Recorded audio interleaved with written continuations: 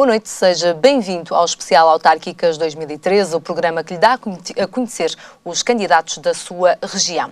Hoje é minha convidada, Elisa Ferraz, é candidata socialista à Câmara de Vila do Conde. Seja bem-vinda ao Especial Autárquicas, Elisa. Está já dentro do Executivo há 16 anos. Surpreendeu-a a escolha do seu nome para liderar agora esta campanha? Recebi este convite, que aceitei com muita honra. Efetivamente é um momento muito importante da minha vida em que aceitei este desafio, pensando que poderei ser muito útil neste cargo. Dado o conhecimento que tenho do Conselho, dado o trabalho desses 16 anos, e não só, porque os 16 anos são de intervenção autárquica, mas eu, sendo uma pessoa de Vila do Conde, que por ali estudei, que por ali passei a minha vida, por ali fui professora, conheço muito bem a realidade do Conselho. E, portanto, para mim, no fundo, é um corolário daquilo que foi o meu trabalho ao longo destes 16 anos. Do seu percurso? Do meu percurso, exatamente. Parte com alguma vantagem para este combate eleitoral, uma vez que já está inserida dentro do Executivo e é, no fundo, a herdeira de Mário Almeida?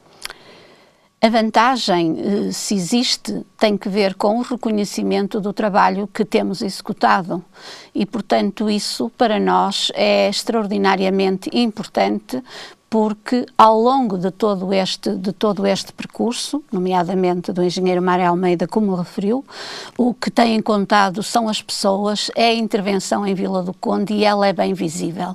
E, portanto, esse reconhecimento tem que ver com o trabalho realizado e, nesse aspecto, sei, e no momento do voto os vilacondenses têm reconhecido isso, de que efetivamente o trabalho que tem sido executado é um trabalho que é reconhecido, que é visível, que fez crescer Vila do Conde. Mário Almeida é considerado um dinossauro do poder local. Fecha-se um ciclo este ano em Vila do Conde ou não? O engenheiro Mário Almeida deixa em Vila do Conde uma obra absolutamente extraordinária.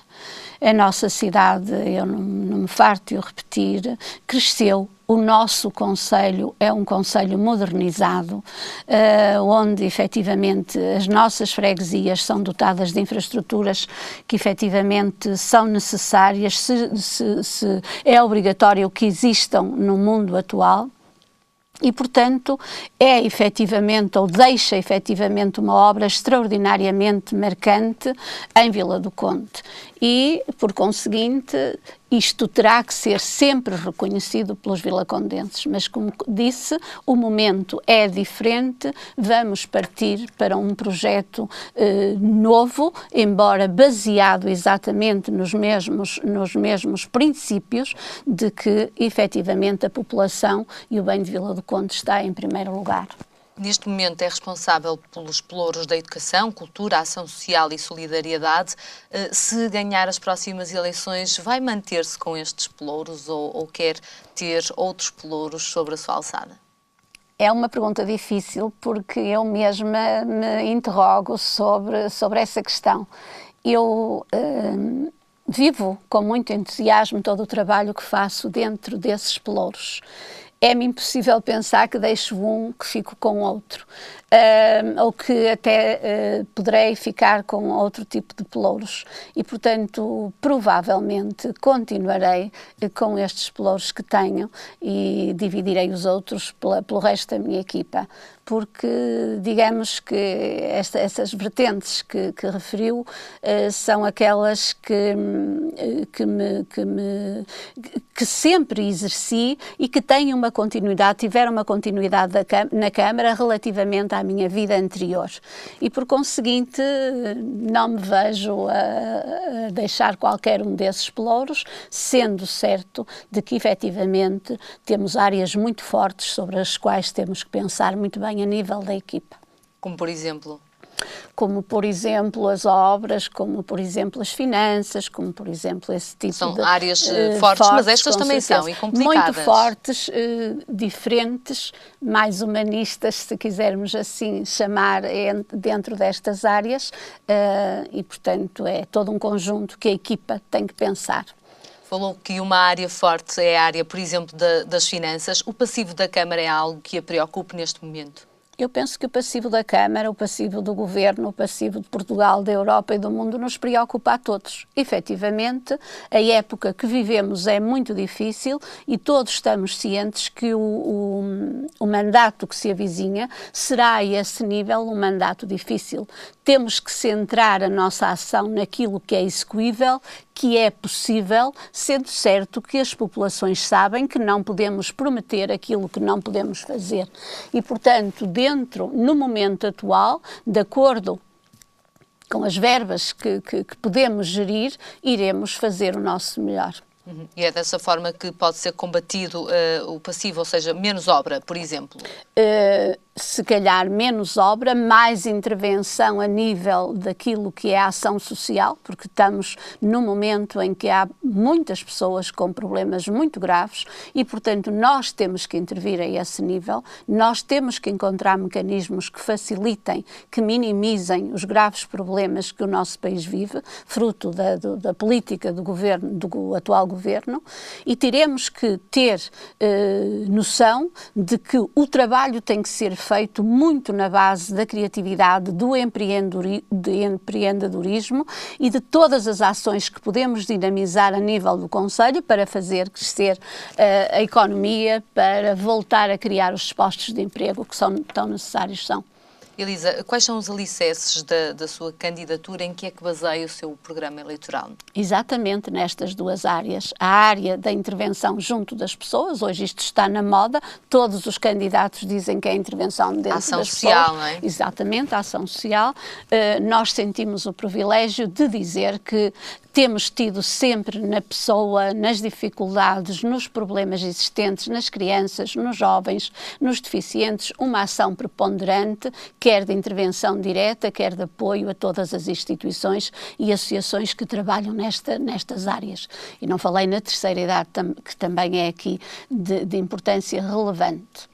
E depois, como eu dizia, virarmos-nos de novo com muita força para todas aquelas áreas que estão um pouco abandonadas e que de novo têm que crescer, porque estão cheias de potencialidades. E falo da agricultura, falo das pescas e falo do mar como uma fonte de riqueza enorme, do qual nós nos afastamos um pouco. E nós somos o país da Europa que mais frente de mar tem.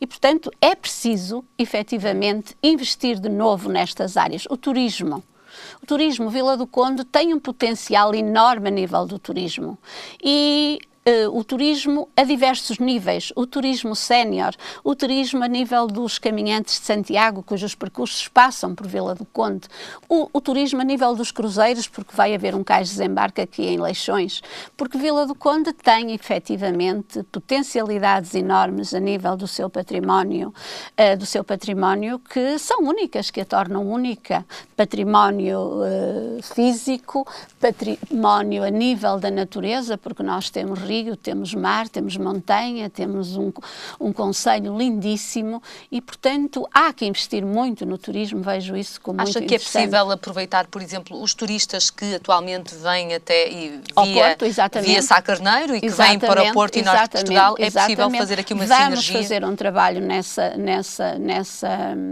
vertente, já esse trabalho está iniciado, vamos trazê-lo para público brevemente.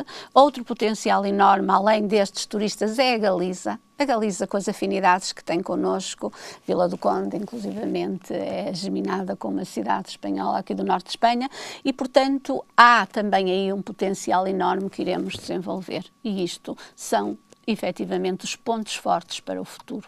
Essa visão que me fala do futuro pode ser, de alguma forma, ameaçada com o ano que se avizinha. 2014 será ainda um ano particularmente difícil, até para as autarquias, no que diz respeito à gestão dos dinheiros, das finanças locais. Como é que espera responder também aos anos que ainda são de crise e ainda são difíceis para Portugal? Efetivamente, estou-lhe a falar de potencialidades que temos que desenvolver, que existem, que estão praticamente abandonadas e que podem ser uma fonte de rendimento, de ressurgimento da economia de grande força.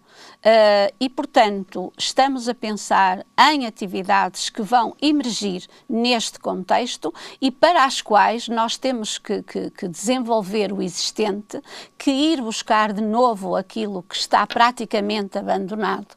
Tenho plena noção de que as dificuldades a nível de investimento são muito grandes, mas estamos a falar de atividades que precisam de ser geridas com criatividade, com ideias novas, com nova visão e, efetivamente, volto a dizer, o nosso mar, as nossas pescas, a nossa agricultura, nós temos a nível da agricultura um concelho também riquíssimo, é como eu digo, o nosso concelho tem uma diversidade a todos os níveis absolutamente extraordinária e, portanto, é por aí que nós temos que intervir. Mas isto não significa que não terá que haver investimento, há obras que estão em curso. Mas esse investimento pode ser feito, nomeadamente, em parceria com outros concelhos?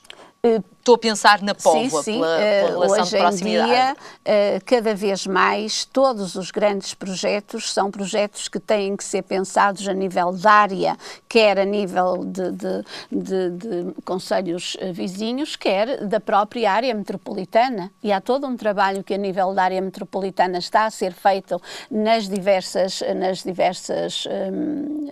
portanto, áreas de intervenção, e falo da educação, falo da ação social, falo da cultura, falo do ambiente, portanto, tudo um conjunto de áreas em que está a ser feito o trabalho a nível metropolitano que, pela diversidade da oferta e pela força do conjunto, pode ter realmente depois os frutos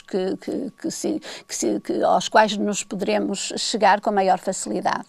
Uma das críticas colocadas a este executivo pelo atual candidato social-democrata é o preço da água em Vila do Conde e também a taxa máxima imposta no Imposto Municipal sobre os Imóveis, o IMI.